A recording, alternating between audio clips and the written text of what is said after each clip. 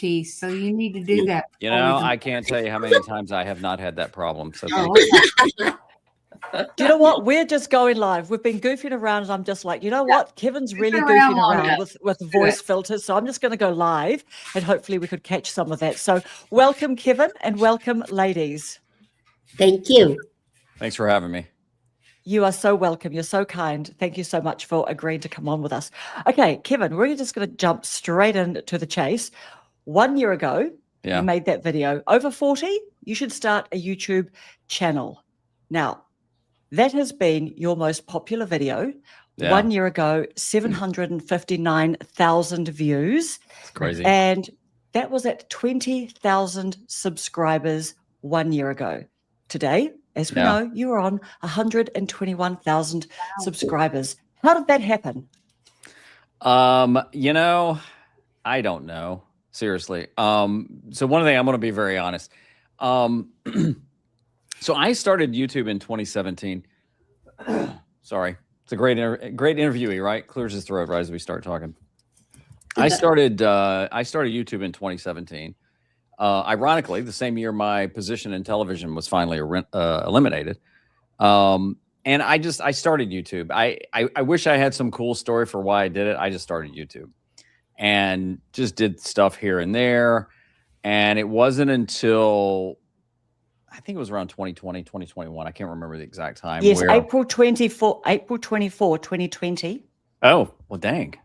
You know me better than me. Oh, yes. I've been studying Stephen Bartlett and write some notes before the show. Yeah.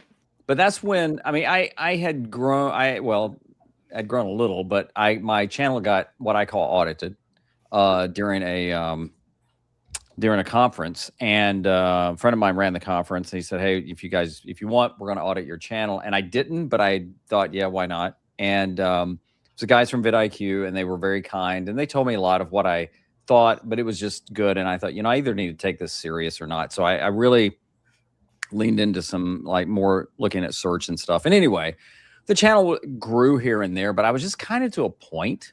This takes me back to last year where I love creating, just absolutely, positively enjoy it. But I just kind of felt to create. Yeah. Yeah. And I kind of kept thinking, I don't know.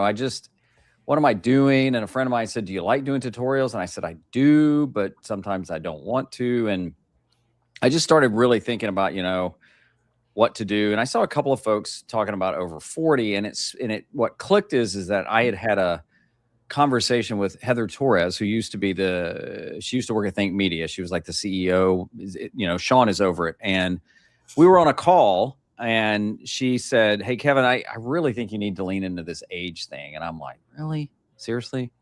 And so we started talking a little, and I have the email. I've shared it in a couple of videos. I emailed her back, and I said, I don't know. I just don't think. But that seed had been planted. And I talked to a couple other folks that were like, man, you really ought to do that. You have a lot of experience and blah, blah, blah. So I did a little research to see, well, what's the audience like? Is there any, am I going to be talking to anybody? And I realized, oh yeah, there's a lot of 50 plus and 60 plus and 40 plus on YouTube using YouTube. It's not just the youngins. And I thought, I would like to be part of a community, because that's what I felt I was missing. And I thought, I'll just do the video. And so this is the truth. Like I say that like everything's going to be a lie, but seriously. I love the way you say that. You just go, honestly, guys, it's just a little emphasis, like real talk. Yeah. I got up that day. I'd been thinking about it, and I thought, just do the video. And I literally turned the camera on, no notes, just spoke from here and here, and just did it. And I did edit just a little of it out. And I remember thinking, yeah, there's no way I'm posting this. And I uploaded it, but I kept it. I had it scheduled. I took it off. Had it scheduled, took it off. And I was telling my wife, she was like, just put it out there. I think she was tired of me talking about it. Just put it out there. Yeah. So I finally just published it and moved on, thinking, oh, well, I guess I need to think of a Final Cut video to do or something, And all of a sudden it just starts getting a little traction. I'm like, okay. Yeah. Didn't see this happening. In fact, a friend of mine said, I hope you got something else planned. I'm like, well, I don't, but let me think about it. There's no plan B. Yeah. Yeah. So it was very different for me in so many ways. It was, I had edited. I mean, I love editing. And so I have a gift of overproducing and overthinking. And so this was the very stripped down me of just kind of talking. And when I saw that clicked, I liked that. So that was just kind of the beginning of it. But no, if there was no like, okay, this will take off, and then here's what I'll do, and then here's what I'll do. And it just, look, I'm a man of faith. It was a God thing, because I wasn't leaning into that at all, and I fought it for a long time. I still forget to ask for the senior discount when I'm out. So I could have saved a lot of money. So, but I mean, that's a very long answer, but that's why I did it. And it's completely changed everything for me on YouTube. It's opened doors. And the cool thing is, there's a great community out there of older people, and it's been great. I still get a kick out of when somebody's like 29 and they apologize for watching the video and commenting. So I'm like, well, who let you in? Show me some ID. That's right. Yeah, that's right. Yeah, that's right. Get off my lawn. ID alert. Yeah. So I was rewatching that video this morning, and I have to say, I really love, for someone, when you talk about how much you love editing, it really, really struck me just how, because what I do love is when people just use such little mild editing. They just use it so sparingly. And I don't know, I just think the whole thing was just perfect, because thank you. You've got all the toys, you know how to use it. And as you say, YouTube, at one stage, we're thinking, are you a Final Cut bro guy? I love that, actually, by the way. I wrote that down as a note. You know that person that you said, was it a friend of yours? Oh, yeah. Final Cut Dylan Bro. Bates, Final Cut Bro. What a channel name. What a channel name. Yeah. Genius. Yeah. I'm in a Discord group with Dylan and some other guys, and we told him, we said, well, you can't ever try DaVinci. You'd have to be the DaVinci dude, or or something like that, the Premiere Pal. So you're kind of stuck on that path. But I've learned so much from him. He's a good guy. Yeah. But I just thought how restrained it was, like your editing and that. For someone who how to use all the toys, the temptation is you can use too much, right? Yeah. It was hard to do that for me. I mean, I know people are like, oh, really hard, and it's like, well, but you have to understand. I mean, especially coming from a world of television where almost everything we did was in 30 seconds, and depending on what we did, like when I was at the Fox station, we would have the Super Bowl every 3 years because it rotates between networks. So my boss, the general manager, I was the creative director, and every year we would get a 30-second promo for the station in the Super Bowl, which meant the sales team couldn't sell it, and we would sell those for a lot of money on local. We would meet months in advance, planning out this 30-second promo. Of course, it would, we would have a plan to what happened after that. And then, we would spend days shooting it and editing it and tweaking it and committing it to death. And so, then you come into this and it's like, I'm just going to sit down and hit record and talk. And it's like, and again, I had to fight the temptation to even edit it more than I did. Of course. There's only a few cuts in there. There really, really is just a few cuts in there. Yeah. Still in the back of my mind, I'll catch myself sometimes going, well, I'll cut that out. And it's like, I clear my throat in videos now. I don't care. I just don't care. No. And who was that? The other podcast, is it Melissa? I want to remember her name that you were on with a couple of weeks ago.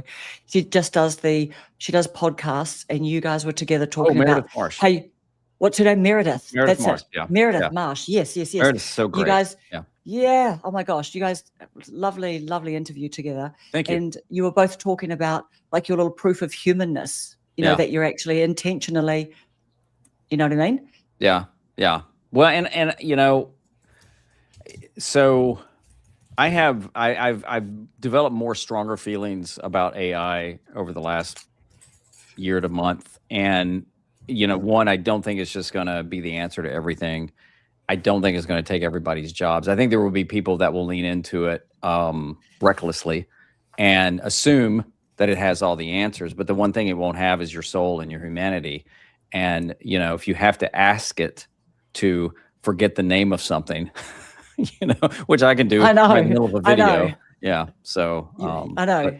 But, and I like watching videos where people are just talking and sharing. I just enjoy that. Yeah. So I think that was another reason I kind of felt drawn to it. And of course, I'm very humbled that people still watch it, still comment it, and still feel moved by it. I just think that's neat. Well, you know, YouTube needs to pay the bills. Google are trying to pay the bills over there. You know what I mean? So they're just going to keep that little racehorse in the race. Oh yeah, working for them. Yeah. And that's a great point. And I think people sometimes forget that is that YouTube's a business.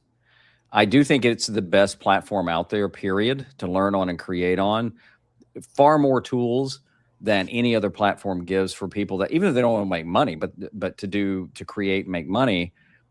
But they're a business, and they make money when people watch, so they can sell ads, and they're not shy about that. So, you know, as long as you remember that, you know.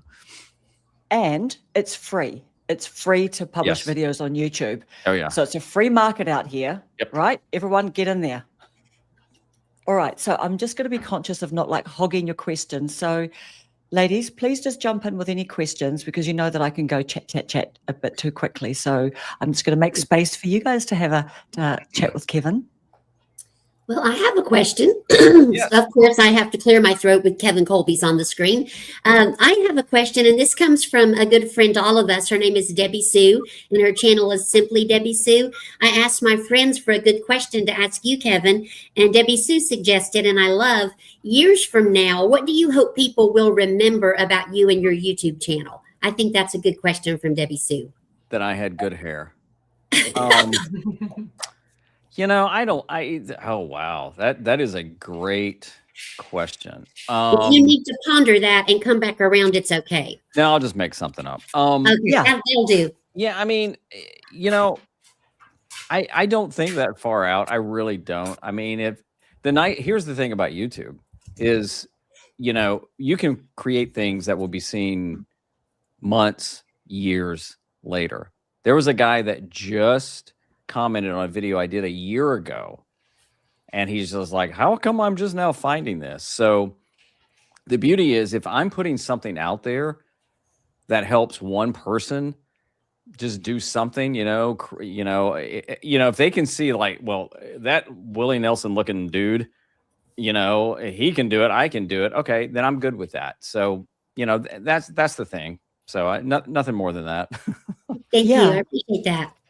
That's the first thing, actually. My husband just said Willie Nelson's little brother, like this dude, because my husband has got long hair that he wears back in a ponytail. So I love the way that you talk about your hair in your videos. Somewhere I want to believe that people go to Willie Nelson and go, dang, you look just like Kevin Kolbe.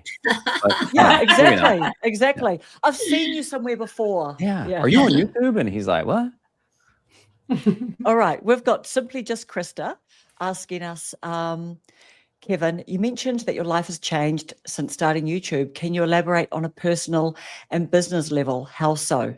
Well, you know, from a business level, I've had some brand deals that maybe got a little bigger, but I want to say that with an asterisk is that, you know, I was working with StreamYard when I had way under 1,000 subscribers. And the reason I think that's important is that a lot of sponsors, they're more interested in who you're connecting with and what you're talking about. They're not really looking at the analytics, and the ones that get caught up in that, they're probably not the ones you want to work with.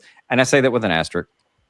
But my coaching, the coaching has really taken off because more and more people have, you know, booked a call, and which is really cool because you get to help people where they are. Mm-hmm. And it's, you know, it's opened up some other doors too for just doing some different things. You know, AdSense, which can come and go, you know, as the channel's grown, it's gone up some, but you know, it dips, and there's other niches that earn more, which I would never recommend somebody get into any type of niche just because it might earn more, because you just never know. But from a personal standpoint, it's just I've met more people because as the channel has grown and more people view it and continue to find it, they'll reach out to me in email, or I don't really do the socials that much anymore, but email or through the website or something like that. And I've been able to connect with some cool people that I would have never known. So things like that, other opportunities as well, just whether it's, like this. I mean, a year from now, a year ago, you guys would have okay, who's that dude? And so at least you wanted to have me on. And I don't say that in an arrogant way, but it's just opened up a lot of doors that way. And it's also given me, I think, more freedom to experiment more. Because it's easy when you're starting out, it's like, I've got to do everything right. And the reality of it is there's 1,000 different ways to do YouTube, and there's a lot of right things you can do, and there's a lot of wrong things, but there's no perfect way. It just drives me nuts. These people out there that teach this is the way to do it. And it's like, no, it is a way to do it. It's not the way to do it, because for everything you want to show me about the way, I'll show you 5 channels that don't follow any of that, and they're doing pretty good. Yeah. So, and so Rob the Maritimer. So anyway, exactly. But good question. Yeah, I may not have any good answers, but that was a good question. No. These are your answers and your experience. That's the right answer. And Rob the Maritimer, I think he is so good at emphasizing that again and again and again. My experience is this has worked for me, but you need to experiment and do your thing too, because otherwise it just causes so much angst, doesn't it? Like in comments and all of that. Yeah, I mean, quite hung up on it. This is my belief. There's only a handful of absolutes on YouTube, period. If you don't publish a video and make it public, nobody's going to see it. It has to have a title of something. And if you don't believe it, the next time you upload a video, don't put anything in that little title box and it'll go red. And YouTube will say, well, you got to add something. Now you could add, blah, blah, blah, blah, and they're going to say, okay, thanks. And it has to have a thumbnail. Good luck with that. Yeah, I might try that. And it has to have a thumbnail that YouTube will pick for you. Other than that, there's a lot that, might work, might not. Just it's too many people are looking for those buttons. You just click that. Oh, there we go. That just unlocked it for everybody. Well, if it was that easy, everybody would be unlocking it. Just think about that. So. Yeah, exactly right. We've got another couple. Does someone want to jump in with another question while I look up another QQQ? I would like to say that I started watching you when you were quite a bit smaller than you are now. You mean in height or channel size? But it was both, Kevin. It was both. But what drew me to your channel was because you showed like kind of the inside, like this is where I'm filming right now. Here's my desk. Here's my camera that's always here. Here's my mic that's always here. But you don't have to do this. You can use your phone. Yep. And I don't like to use my phone, but it made it okay to use the big equipment. I don't have big equipment, but big, fancy, expensive equipment, or back to your phone. Both of them work. Mm-hmm. And then you would give us little snippets of, this was my career before. This is what all these things mean to me on the wall and on this shelf. And then I found out that you had a special needs son in a wheelchair, and you have a specially designed backyard for him. You were home more to help your wife with daily life that I'm sure she needs help and appreciates it. And it gave me the feeling of just wanting to know more, and seeing your success just keep growing and growing and growing. And you're really doing a lot right. And I think most of us do, but I know I aspire to be like that. Well, I appreciate it. What else? First of all, thank you. You're welcome. It's funny. It's always weird when somebody repeats back things you say and stuff like that. It's like, it's weird. I don't know. Not that you're weird. It's just, you never know. I'm weird. It's like, it is weird. Oh, okay. Weird. She's got 3 channels, and she's got a bird called Chloe that may well just jump onto her shoulder any minute now. That's good. But I don't even know where I was going with that. Just that always throws me when somebody says that. I get to do this. I don't have to do this. I get to do this. And it's fun. I do have a question though for you. Why don't you like using your phone? Because it's not very steady, and if I turn it landscape, I have to look off to the side for the camera instead of straight on. So it gets hard. Yeah, and I can see myself in my camera. I'm using the little Osmo Pocket most of the time, or the Action 5. I can't see myself. It's like it's not. I forget I'm talking to the camera, and sometimes I have to edit out all the things that I'm like, squirrel distracted with, and then come back.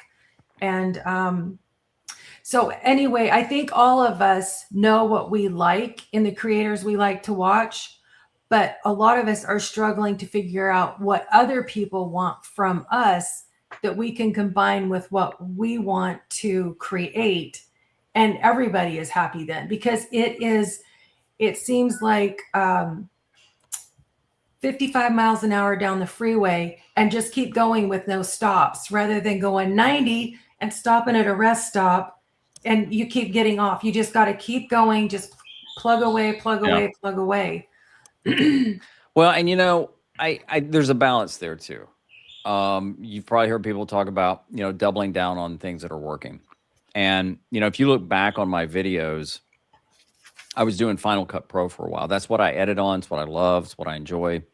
And I had a guy that was a coach that said, YouTube, this goes back a few years. He said, YouTube sees you as a Final Cut Pro channel. That's all you need to do. And I thought, ugh.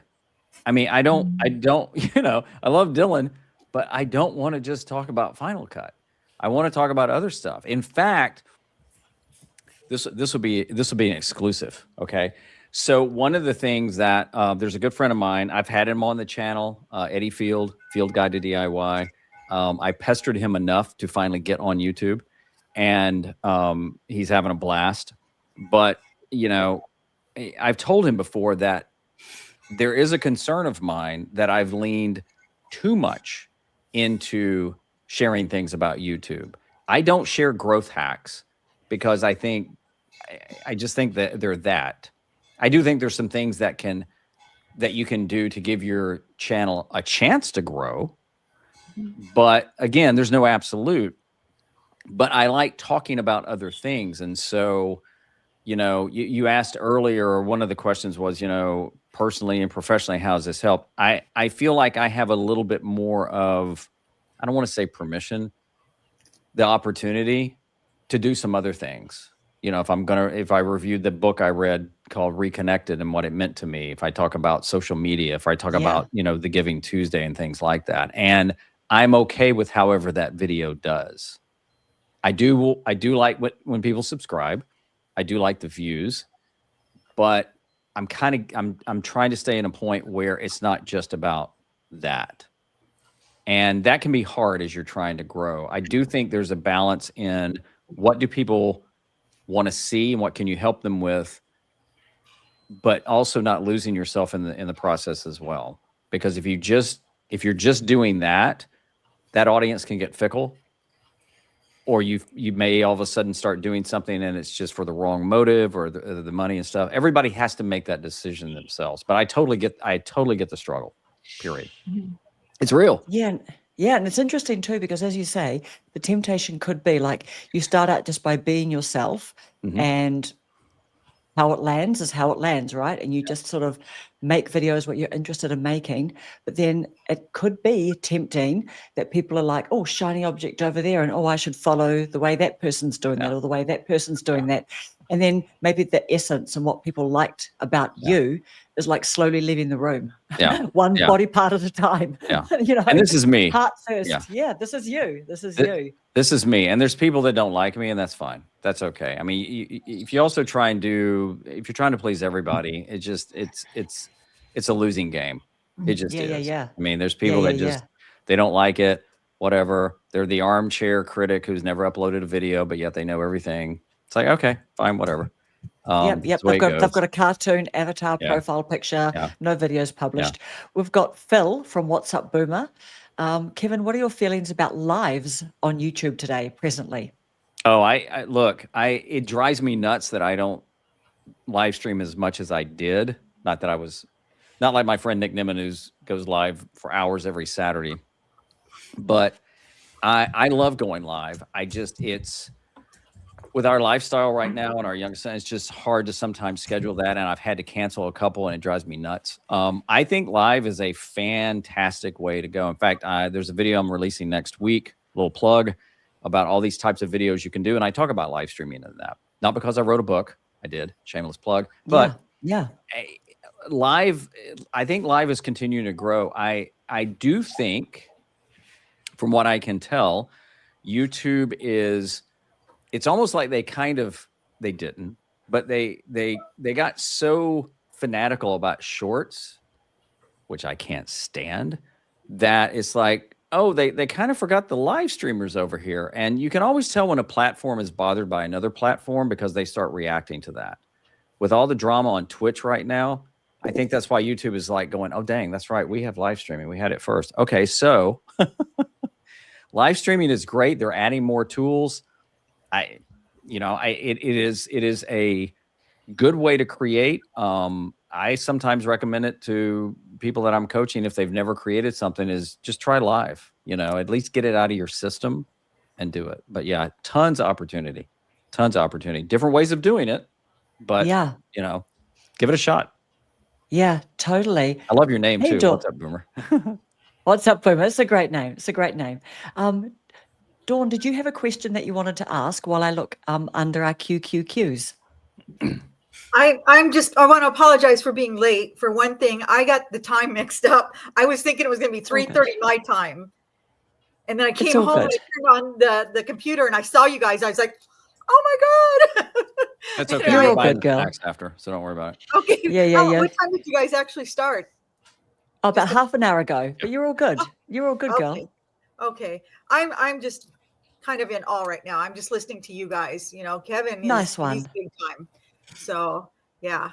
I'm sure I've got a million questions, but my mind went blank. No, that's all good. All right. So we've got Dora from Explorer Dora. Kevin, if you could start your YouTube over, knowing what you know now, what videos would you be producing, or would it be just like your channel is? Whew, that's a good question. I can tell you what I would do, and I talk about this in a couple of upcoming videos. Ironically, if I were starting over now, knowing what I know, I would only be using my iPhone. I love gear. I've probably sold more gear than I have.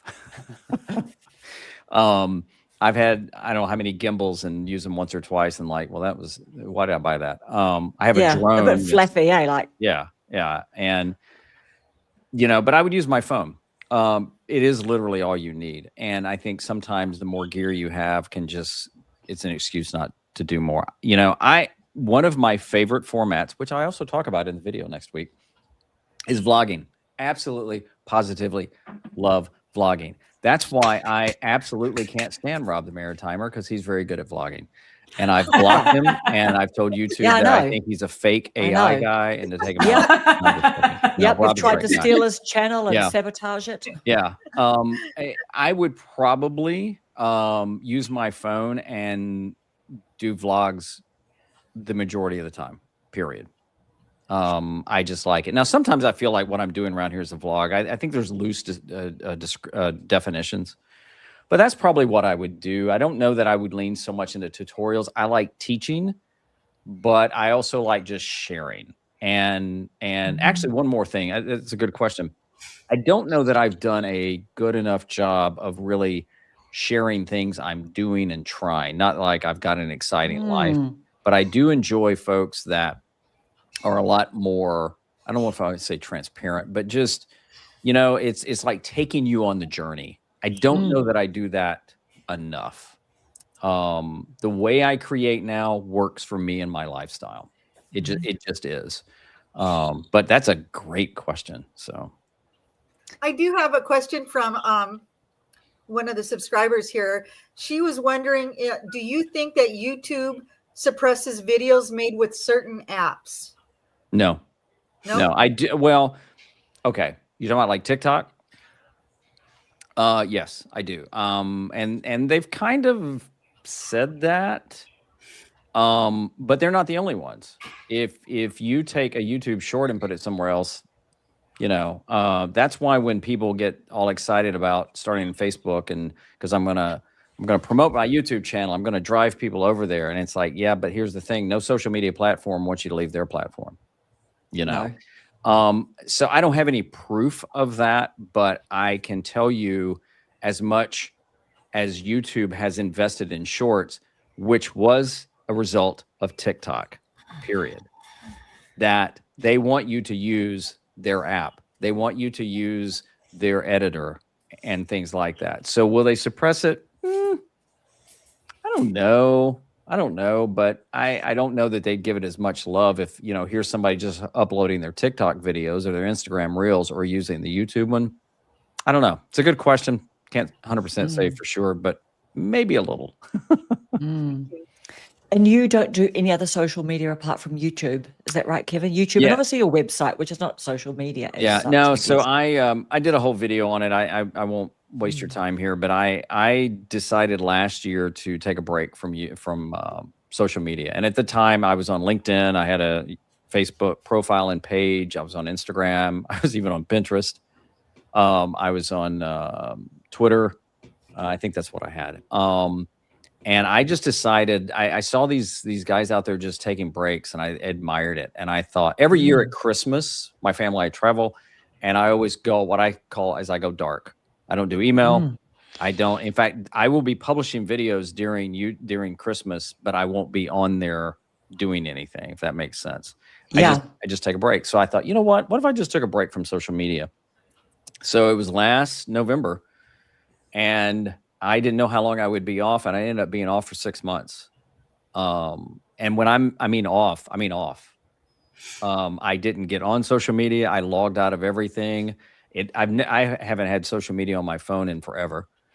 And I remember logging back on, just to see what was going on. And what happened is, as time went on, I missed it less and less, and realized how much time I was wasting just getting on, just checking and doing all this other mess.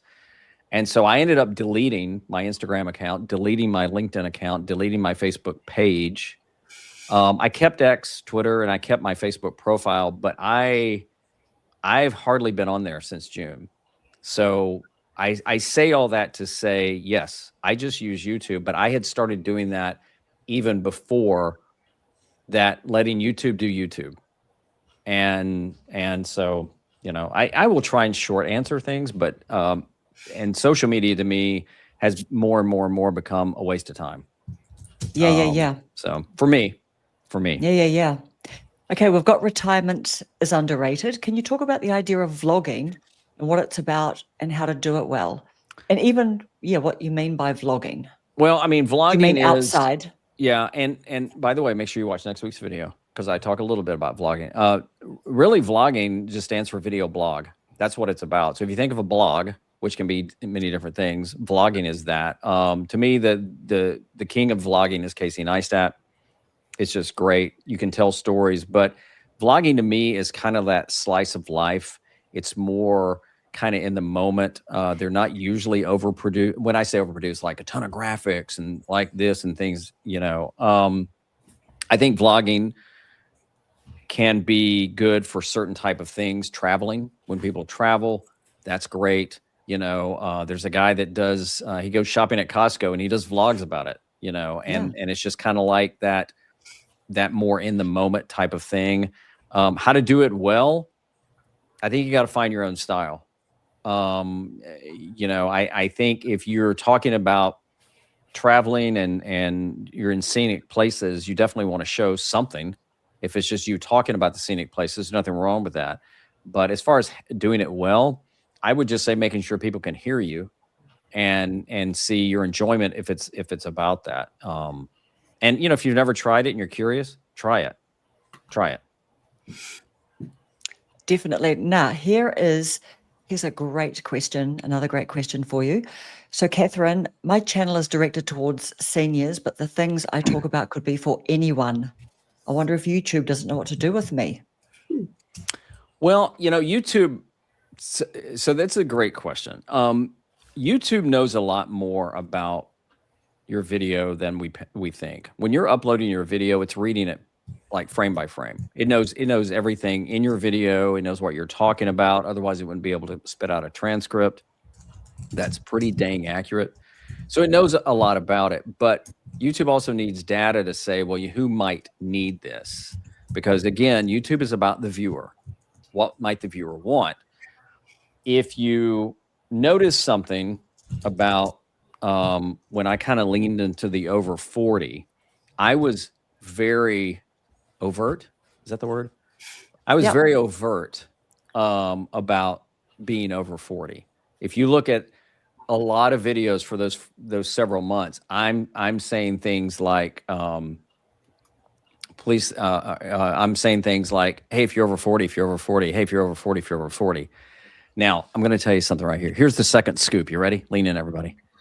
Okay. If you look at a lot of what I was talking about, it could apply to a 30-year-old, to a 20-year-old. Yeah. But I directed it to over 40 because also talking about shared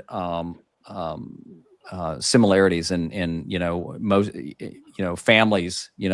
As we are older, we may have families, or some of us have grandkids. I don't. I've been through job loss. So there's those things that all of a sudden people go, oh, yeah, I've experienced that. A 21-year-old is not going to know what it's like to, have raised 3 kids, been through the workforce and stuff like that. So I did also think about that. I share that to say I wanted to make sure that YouTube knew that I wanted to talk to people over 40. And I've shared this in a couple of videos that my demographics have radically changed because YouTube can be a younger platform to a degree. And I had a lot of younger people watching. Well, if you think about it, what was I doing? I was doing things about Final Cut Pro and, quirky things on YouTube and things. And then when it shifted, the majority of my audience now is 45 to 60. The core of it is really 35 to like 40, 40 to 55. So what I did is I kept leaning into that, finding that audience, and YouTube finally got it. But the video that I'm doing next week on the types of videos you could do, could a 20-year-old watch that? Sure. I can't prevent that. Could an 80-year-old watch that? Sure. Could a pro watch that? Absolutely. So, Catherine, what I would recommend to you is that make sure if your focus is talking to seniors, that you're looking at type topics that seniors might be interested in first and foremost. You can't stop somebody from watching your channel. My friend Justin Brown with Primal Video, they don't talk to gamers. But he said, we know we have gamers watching and gamers can learn something from us, but that's not our audience. So, Catherine, I would say just really make sure that your topics, the way you're talking, the way you're presenting, are something seniors might go, hey, yeah, I'm really interested in that. And the more you do that, the more you speak that, YouTube is going to pick up on that. And then the people that are interested might be interested in that. They're going to say, hey, here's a video right here that seems like what you might be interested in. Yeah. So a couple of things I want to add to that to ask you, Kevin, is one, how do you signal that? Like, do you put the over 40 in your thumbnail text or your titles? Like, that's one question. And the second question is, it would be great to share what, one of your biggest learnings or your biggest learning about from that channel audit in 2020. Yeah. Because I think that could help people, right? Yeah. When they think I'm talking to everyone over a certain age or something. Yeah. I mean, was it the right thing to do or not? I don't know. I was very, I did add over 40 a lot in titles for quite a while when I was talking. Hey, blah, blah, blah. Hey, now if you're over 40 and yada, yada, yada, I would throw that out there, and so all of a sudden that gets into the, to the speech, gets into the transcript. I would add that into the description. I created a playlist once about, Over 40, start here, that type of thing. Because playlist, people may not know this, playlist can get picked up in search. So, you know, there's ways to title things, and some things were titled for search and some things weren't. So yeah, I did that for quite a while, and then I kind of started backing off of it a little, not trying to not reach people over 40. It's just like I didn't feel like I needed to be so just in your face about it, if that. Yeah. Definitely. Yeah. Definitely. The thing from the audit that really stood out, I remember Rob Wilson saying this to me, and I won't try and use his accent, but he was like, you seem to be a nice guy and you seem to have a lot of stuff on your channel, but I have no idea what your channel's about. And that's always stuck with me, because you know what? He was right. You know, I had a video on there about when I was down in community vlogging. I was shooting a video with a nonprofit agency. Then I had a video about, you know, going to buy a coffee maker. And then I had a Final Cut Pro tutorial. And then I had this. And it is YouTube. You can do whatever, but it just didn't really stand for anything. And you know, titles were all over the place. And that was what kind of clicked. It was like, yeah, I mean, if I'm going to do this, what's it even about? I mean, I couldn't even explain what my channel was about. You know, and at the time of the audit, I had, you know, my channel art, I had some, what did Travis say? He goes, yeah, he said, that's the most like generic, you know, phrase I've ever seen. Opened up Canva, it landed somewhere, you clicked on it. Yeah.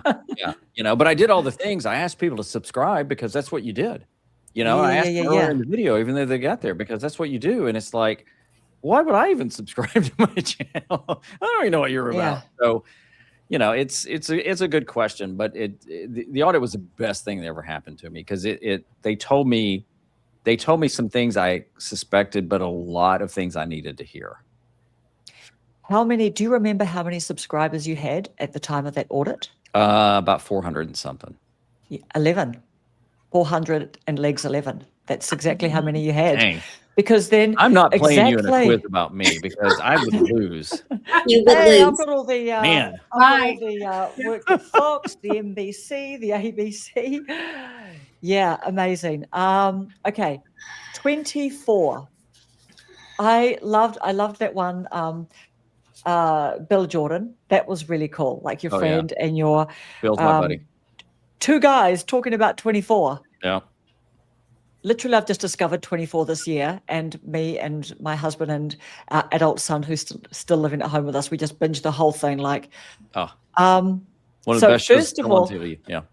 I know. Why did we even do that to ourselves? Like, how do you even sleep after that? That's the opposite of what I'm trying to do. I'm reading Stoic stuff and getting into Ryan Holiday and journaling again, and I'm like getting my adrenaline up far too much. Can I share a story?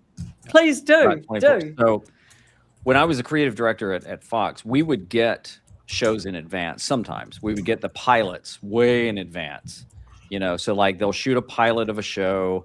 We'd get it months in advance. They want us to see what it's about so we can talk about it and things like that. But then special episodes we'd get ahead of time. And I don't know if anybody remembers this, but the series finale of 24, because it came back later and did the Live Another Day, but the series finale of 24 was the same weekend that Lost ended its run. And the Lost finale was on Sunday night, and the series finale of 24 was on Monday night. Well, Fox sends me the final 2 episodes, and I get it like the weekend, the week before. And so that Friday night before, I tell my wife, this is what, I don't care if we give the kids NyQuil and they go to bed early. We didn't, by the way. We're watching this tonight. So we watch Friday night. We watch how it ends. And then Sunday night, we watch Lost, how it ends. Well, I get to work Monday. I can't even tell my team. I can't talk about it because it hadn't aired that night. And I'm like, oh, man, it's going to be good. So we watched it again that night like we hadn't watched it. But anyway, I don't know. I just always thought that was funny. It's like, oh, I got to see something before anybody else. I know. Yeah. And then I couldn't talk about it the whole day. Yeah. Yeah. The movie, is that what's coming out? Is that the latest update? What I have read is that Kiefer, I say that like we're friends. I know, Kiefer, yeah. Kiefer and is it Howard Gordon, one of the front showrunners, that they have been working on something that, of course, I guess Kiefer has to give it a green light, because they tried to do a season without Kiefer and it was horrible, absolutely horrible. Why would you? And I personally think they'll do another probably limited run. Now, the way things are going on streaming, I could see though it going on streaming. You know, it may not be on broadcast. Would Apple pick it up? Would Peacock? I don't know, because that Hulu, that's kind of the way it goes. But yeah, I think there's a good chance we'll probably see something else. I hope. Oh my goodness. Why do you think that show, why do you love it so much? Why do you think it's so successful? Well, if you think about it, it did something that had never been done on television, because if you haven't watched 24, every episode was done in real time in an hour. So every season was 24 episodes, because, season 2 might start like at 11 p.m., but by the time it got to the end of the season, it would be clicking down to 11 p.m. again. So if you ever go watch 24, watch carefully when they go to a commercial break. Even if you're watching on streaming and there's no breaks in there, they even account for the commercial breaks in the clock ticking down and ticking back up. There was nothing like that ever done. I know. And like we kept on talking about that as we were watching it and understanding it all. We just kept on remarking on that. You had these different storylines happening at the same time in there, which you have to do from a story perspective. And they would be doing the split screen. So why Jack Bauer was doing something over here, Chloe would be doing something here, and there was the terrorist over here. And it was so good. And, they did a lot of things. People got killed off the show that you wouldn't expect. The story, I mean, the writing was phenomenal. Kiefer was phenomenal. It was kind of ahead of its time, I think. Ahead of its time, because do you know what? I have to say, I literally love the most up-to-date things mostly. Like I'll just go, like if something comes over Netflix or something, I'm always like, it needs to be good. I want it to be good if it's older. But otherwise, I'm kind of hoping that, like they've done all the learning and that they're using all the best storytelling techniques and everything, right? But for it to be that age, way ahead of its time. Yep. Timeless, evergreen, timeless. Yep. Rhonda, do you have any questions while I just make some space? Yes, of course I do. Right.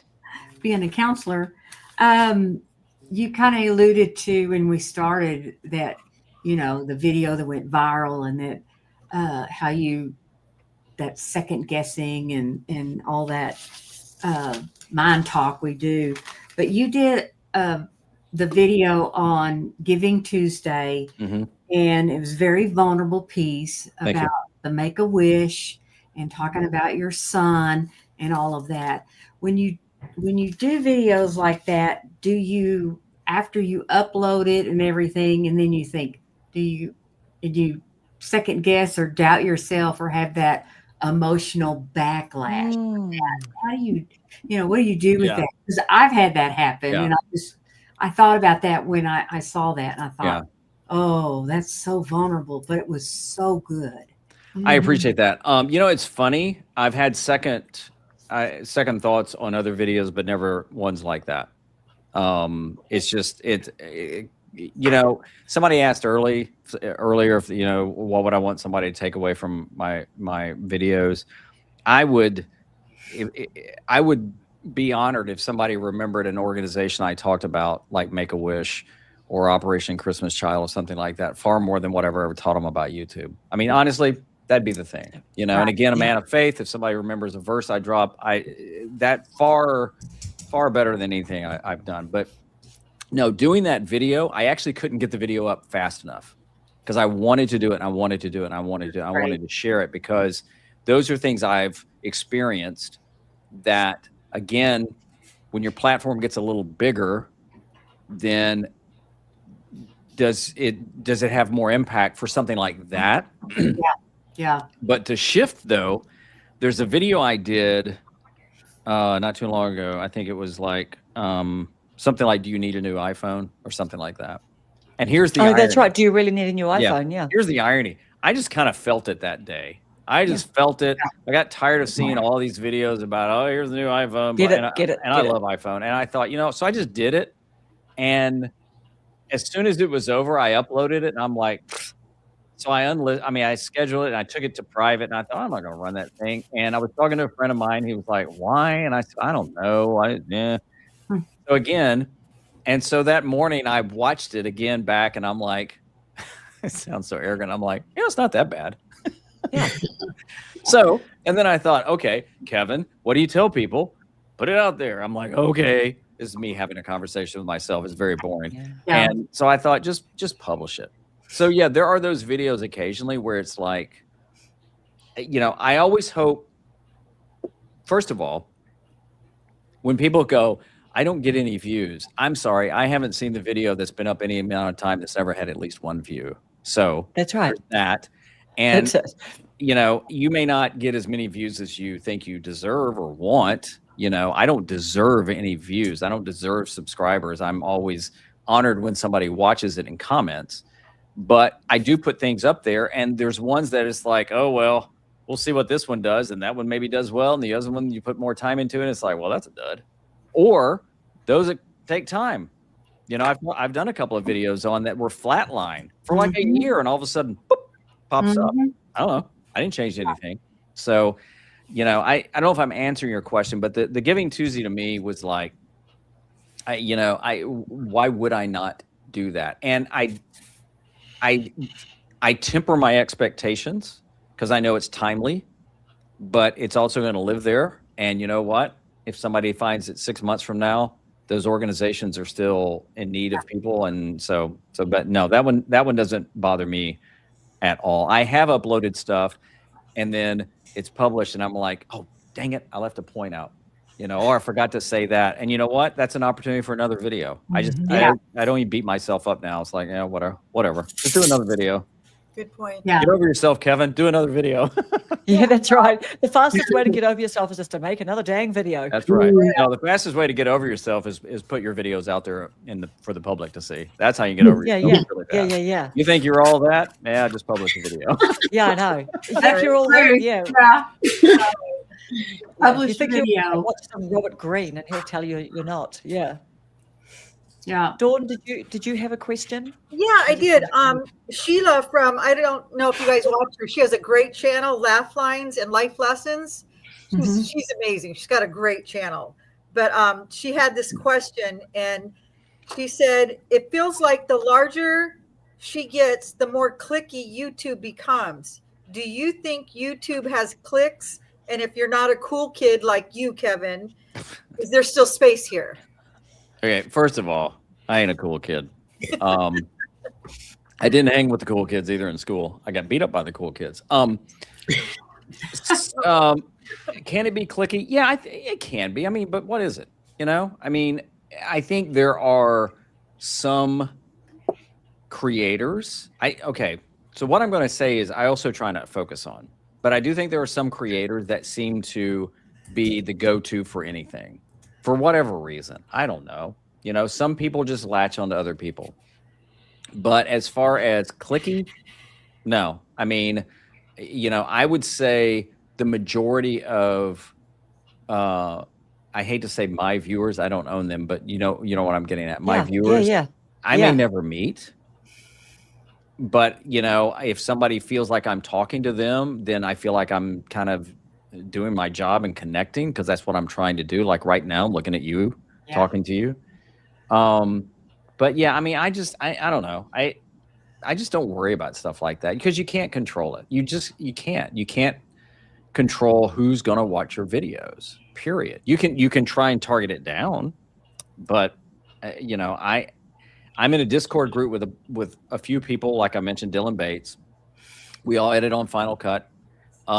They're great guys. There's some guys in there with some mega huge channels, and there's some guys in there with smaller channels, and we're just in there to support each other. Period. Nice. So I don't know. I that may not answered it, but if there's a click, I'm not in it. How about that? Okay, one more. Can I ask one more, Karen? Of course you can. Of course you can. Jump in, guys. This one's from Diana, and she has a lovely channel also, Lonely in Truth. And she's still building her channel, but she's got close to 4,000. Oh, But cool. That's great. Yeah, she's really coming up. She said that she realized that her shorts didn't count towards monetizing. She was a bit crushed, and she feels like she's starting all over. She's trying to do long form now, but she fears that her subs got used to doing shorts.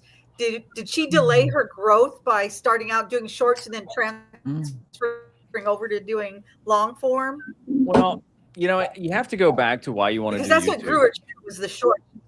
Well, but here, okay, so I don't like shorts, period. I just don't like. I like wearing shorts in the summer, cargo shorts, but I don't like watching shorts or creating shorts. I had them on my channel.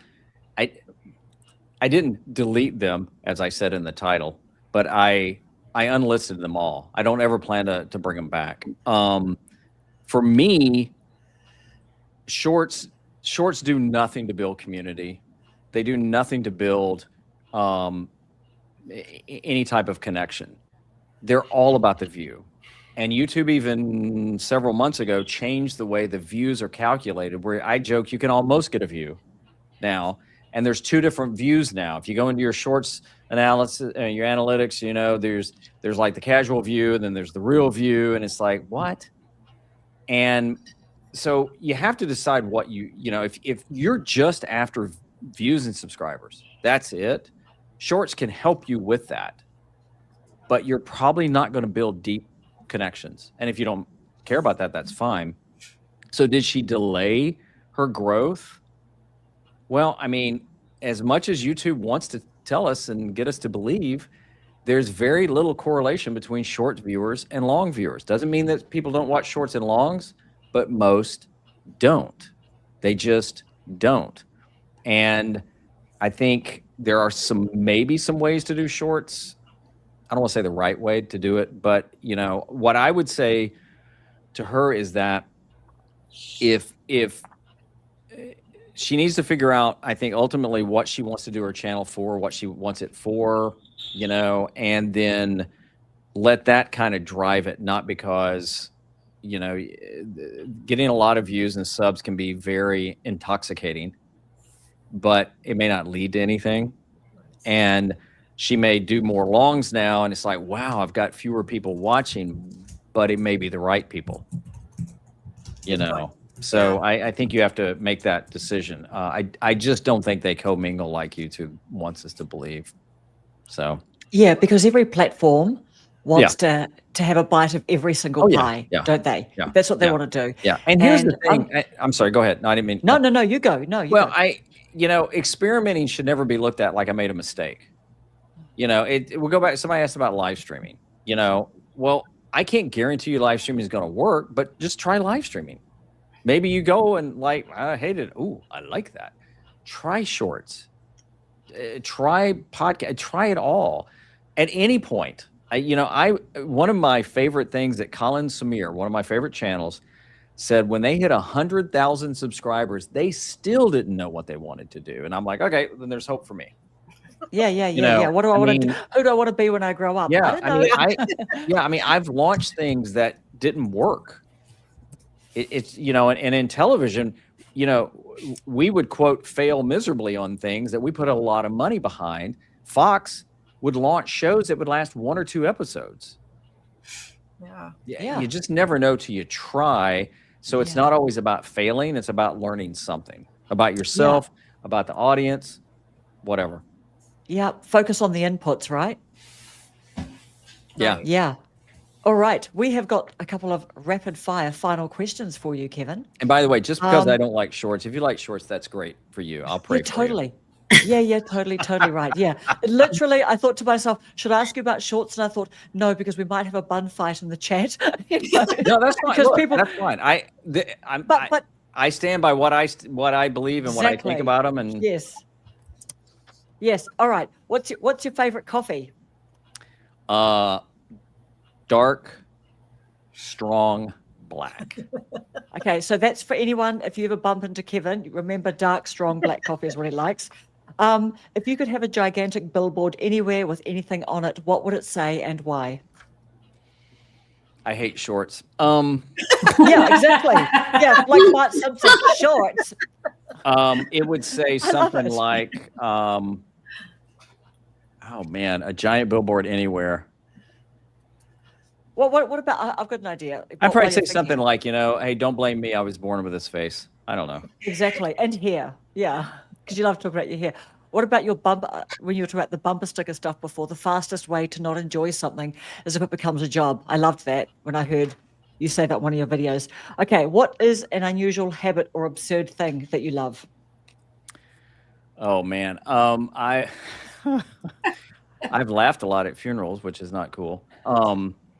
But everyone doesn't want to do that, but it happens. No, And it you feels so just think of good. something that's in the moment, and it's like, okay, I probably shouldn't be laughing about this, but absurd things I enjoy. Okay, well, I can tell you one of my favorite sandwiches that still to this day just grosses my wife out.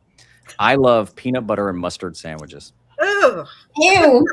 There you go. Yeah, we just lost half the audience. Good night, everybody. Okay, people are currently throwing up in their mouths between the ooze. And Okay. and here's the thing: people will say that's horrible. Paula, I saw your reaction first. Have you Don't tried it? say it, Peanut butter Paula. mustard You're sandwich? knocking it, Paula. Yeah. You haven't even Have you tried it? No. I have not tried it, nor do I plan to. Yeah. And I recently just discovered yogurt with Get peanut Randy to butter try it first. is really good too. Wow. That I would eat. What is? That I would eat. There you go. Yeah. What is that? Yogurt with peanut butter. I've read about it somewhere, and I'm like, I'll try it. I'm like, okay, this is actually pretty good. Oh, There's also peanut butter and onions and peanut butter and pickles. Okay, now Are see, good. that's just gross. Somebody That's mute Eva's mic. I mean, that's just wrong. Yeah. Moderators, Past your if you bedtime. want, Go on. get Go, in on it, go. Eva. Yeah. Peanut butter and anything, right? Peanut butter is life. What is one thing that you're currently excited about? It might be one of the things that you're talking to your buddies in the Discord group about that you don't tell us. What I'm really excited about. Like, yeah. Well, I mean, gonna see family in a few weeks, so I'm excited about that. I don't know that I would put this in an excitement part, but as of next week, at the end of the week, I will have videos. This is very unusual for me, posted all the way through the end of January. Nice. Wow. Wow, Yeah, and that's I just finished wrapping one right before this. That will be the longest video I've ever done. It's a little over 2 hours. It's a compilation of things. So I'll be curious to see how that does. Excited, I don't know. I mean, I'm there. that's exciting. Yeah, I mean, That's exciting. I want to lean more into things that I'm creating next year. We'll see where that goes. Yeah. So everybody, that is a clue. This is a little flag when we hear a big YouTuber with a lot of subscribers say that they're doing something, especially if they haven't tried it before. That's a clue. So, but people are talking about these compilation style videos, right? So it's fun to see you doing one. Yeah. All right. Well, and the funny thing is, it started the rough cut on it was 4.5 hours, and when I finally added the little finishing touches, I think it's like 2 hours and 15 minutes. Wow, amazing! Wow, that would have been a bit of a slog editing that.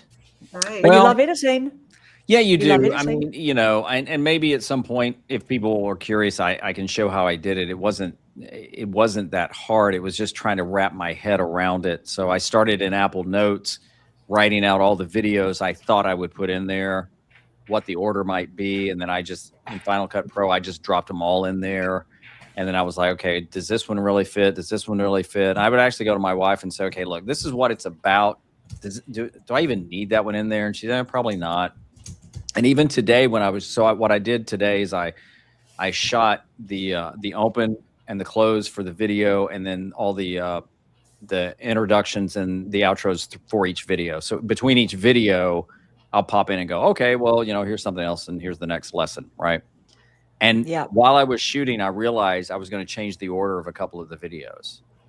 And let me just tell you, AI ain't going to tell you that. That's experience, and that's something you get over time of doing it, And was it the right thing to do? I don't know. In my experience, it flows better if you literally were going to watch the thing from start to finish. Yeah. So we'll see. I reckon that would be an Viewers may amazing disagree. video idea. No, I think that's an amazing video idea, actually, if you ever wanted to. Because people talk about making these compilation videos, but you can't. But I'm thinking, well, I can't just, what does that look like? How do I even begin to think about that, right? Yeah. So it'd be amazing to hear your perspective on that and how you created yours. Yeah. to Well, help and us. I didn't want it to just be videos that were already on my channel just slapped together. So I actually cut some things out of the videos, cut some of the intros, cut out of the videos earlier. But I set each one up because the thing is, we assume everybody watches everything we do, and they don't. They No. just don't. I think Marquez Brownlee, one of the biggest tech YouTubers on the planet, said once, I think in an interview with Colin Samir, he goes into every video as if somebody has never seen him before. And if you want to see how big his channel is, look up Marquez Brownlee. Yeah, 20 million or something, isn't it? Oh yeah, it's insane. And it's like, that's a good reminder. So, we think everybody sees everything, and they don't. And 24, I'll watch every episode again. It ends the same way, but I still like it. So, Yeah. Hey, do you think you'll ever do one of those? Hi. Just letting you know that there are 75% of you that are not subscribed to my channel. No. And it would really help the channel. People are doing that everywhere now. No. And and it's amazing. There are some mega huge channels. Like there's a channel called Diary of a That's it. CEO. He started it, and everyone's following now. And it's like, the thing is, people subscribe for different reasons. I subscribe for different reasons. I've never subscribed if somebody has asked me to subscribe. Now, with the exception, I've had some friends launch a channel and I've subscribed, right? Which is probably not the smart thing to do. But just asking them to subscribe, so all of a sudden it's like, well, I mean, okay, but is that really my role? That I know. Yeah. Help the channel, and you'll get more content like this and everything. And I don't know. You know what I mean? I see it as groveling. Oh, yeah. Honestly, just the grind, man. Just like, just wipe your mouth. Okay, here we go. Final rapid fire question for you, Kevin. If you could choose any role in the new movie adaptation, let's say it's going to be a movie, of 24, either behind the scenes or in front of the camera, what would it be if you could choose any role in that movie? Like if I was going to be on it? Yeah. Oh, on it or part of the writing production team. If you had to pick a role, what would it be? You know what? I would love to shoot the behind the scenes stuff. Okay. Why? Yeah, they used to have a term in television. I forgot what it was called. And even movies. So they would shoot these press kits, and it would always be the behind the scenes and clips like that. Because to me, I would get the best of both worlds. Yeah. I'd be in on the production, which I just love, and I would be able to shoot something that's a little different, and Kiefer wanted to hang, that'd be okay. That'd be okay. You'll clear some schedule out. Amazing. Thank you so much, Kevin. We so appreciate your time. People have been so looking forward to this, and I'm grateful for everyone in the chat today. And just thank you, Kevin, for your very generous time today. No, thank you guys for having me on. I hope I said something that made some sense. So. You absolutely did. So thanks. So nice Appreciate to meet you. And we'll see you on your videos. Thank you so much. See you. Bye. Bye. Great wave. Thank you. Pageant wave. Bye. Thank you. Goodbye. Bye. Peace.